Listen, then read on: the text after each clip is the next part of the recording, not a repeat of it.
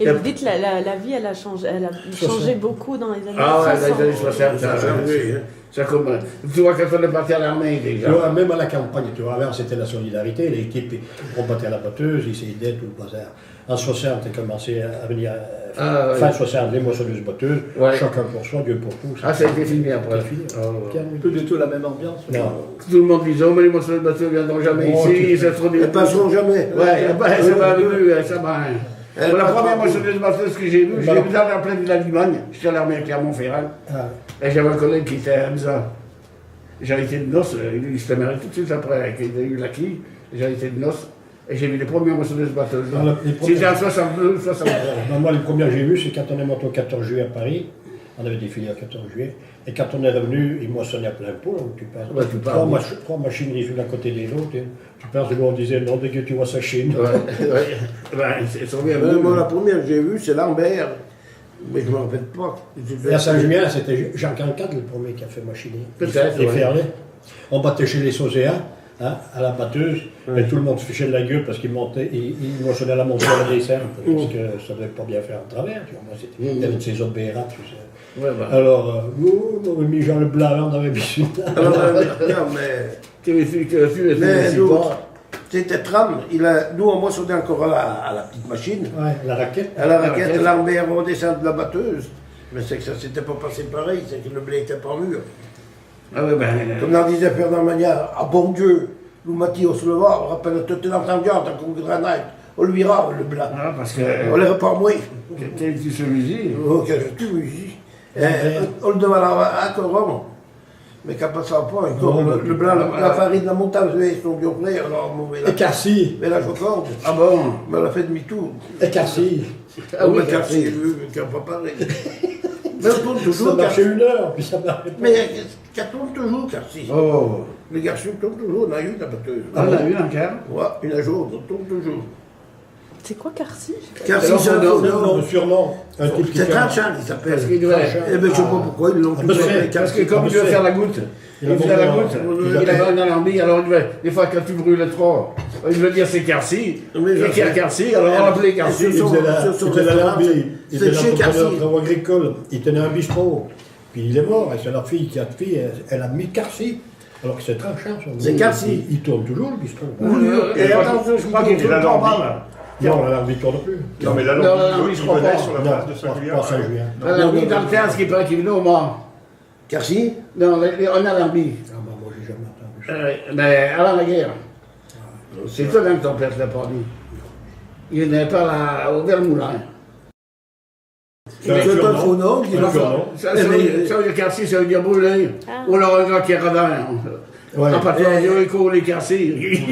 Et la fille a tout fait réparer, enfin, de père. Et j'ai entendu dire, moi, il l'appelait Carcy, et sur le bistrot, c'est chez Carcy. pour la marinique qui avait Saint-Lié, il a cherché.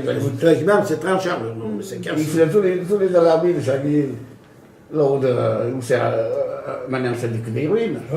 Là au Banchet. Il a été domestique chez le Sanglier pour les. Comment c'était le Sanglier, son nom? Fanget. Mais il est pas mort à la maison de retraite ici. Non, les alambics, c'était Brossin. Ouais, ben nous on a connu Brossin, oui, Saint-Jean. Saint-Jacques, il n'est jamais Non, venu. non. C'était les. Brossin, c'était les. Paulin. Paulin, Et peu comment ça s'appelait l'autre de Sablu, je ne me rappelle plus de son nom. la montagne, les Brossin. Une Sablu. Les Brossin, la montagne. Montclar. Ah, mais Montclar qui Pardon. Mais c'était pas des itinérants, hein, pratiquement. Non, c'était. Ils restaient sur place. Ah oui. Il y en a qui c'était les alambics itinérants, mais là non, ils restaient sur Montclar, donc ils restaient sur. Oui, je crois que, ben, Brossin, Paulin, il était de Laval. Ouais. Ah, Paulin. Il est bien, ça donne envie toujours à Montclar. C'est-à-dire que les gens de Saint-Julien, quand ils voulaient faire distiller, ils descendaient à. Ouais. Descendez à la grappe. Et puis il y avait des remontées sensationnelles. Ouais. Oui.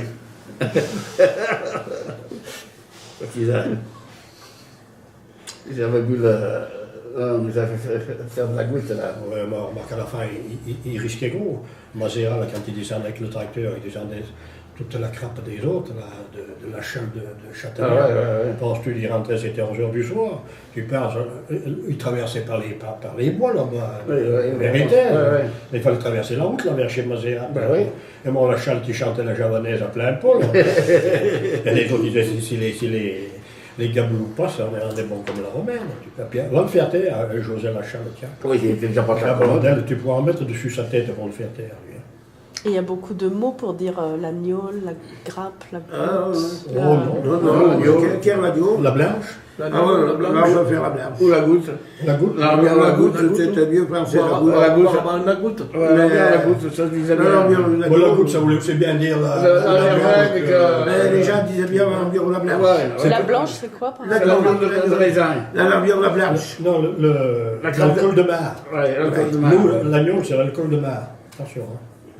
Ouais. Parce que la goutte, c'était déjà aussi bien l'alcool des femmes, qui était fait avec de l'agneau, de l'alcool de mer, mais ils y ajoutaient de la verveine et tout. Parce qu'à l'époque, c'était tout fait à base de l'alcool de mer.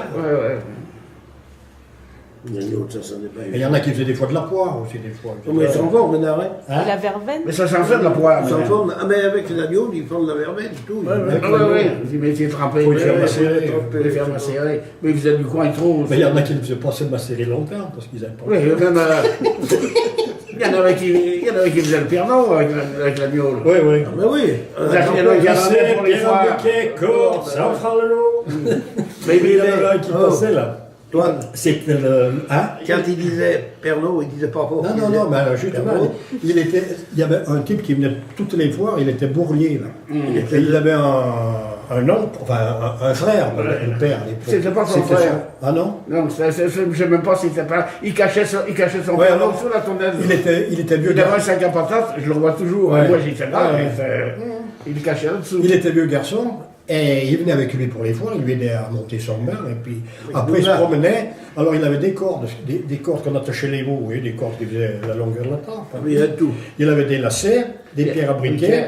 Alors, il gueulait tout fort. Lacets, pierres à briquet, cordes. Et puis, Pernod. Tout doucement, parce que le Pernod, il était sous la lèvre, c'était interdit. Hein. Et il vendait les cordes, tu sais pour qui? Toutes les cordes de nous là. Ah ben oui,